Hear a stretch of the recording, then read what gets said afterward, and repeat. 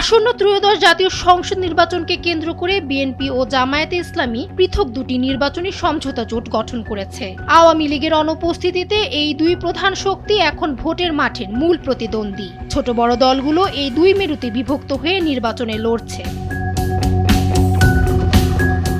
নির্বাচনকে সামনে রেখে জামায়াতের সঙ্গে জোটবদ্ধ হয়েছে এনসিপি। যদিও এ সিদ্ধান্তে দলের ভেতরে অসন্তোষ দেখা দিয়েছে। প্রতিবাদে অনেক নেতা পদত্যাগ করে স্বতন্ত্র প্রার্থী হওয়ার ঘোষণা দেওয়ায় রাজনৈতিক সমীকরণ এখন অনেকটাই বদলে গেছে।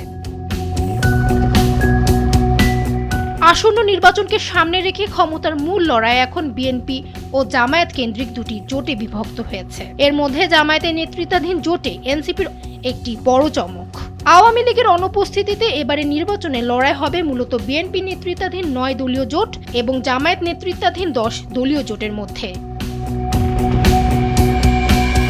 বিএনপি নেতৃত্বাধীন বা তাদের পক্ষে অবস্থান নেওয়া দলগুলোর তালিকায় রয়েছে বিএনপি, নাগরিক ঐক্য, গণসংহতি আন্দোলন, গণ অধিকার পরিষদ, বিপ্লবী ওয়ার্কার্স পার্টি, বিজেপি, এনপিপি, জমিয়তে উলামায়ে ইসলাম বাংলাদেশ এবং জমিয়তে উলামায়ে ইসলাম। অন্যদিকে জামায়াতে ইসলামীর সঙ্গে বা তাদের পক্ষে অবস্থান নিয়েছে আরও বেশ কিছু ইসলামপন্থী ও সমমনা দল।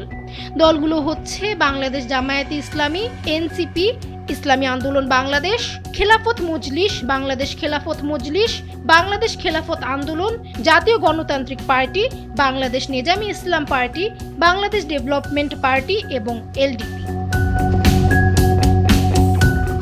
নির্বাচনের বাকি আর হাতে গোনা কয়েকদিন, কিন্তু আসন ভাগাভাগি ও বিদ্রোহী প্রার্থী নিয়ে বিএনপি জামায়াত জোটে অস্থিরতা এখনও চলছে।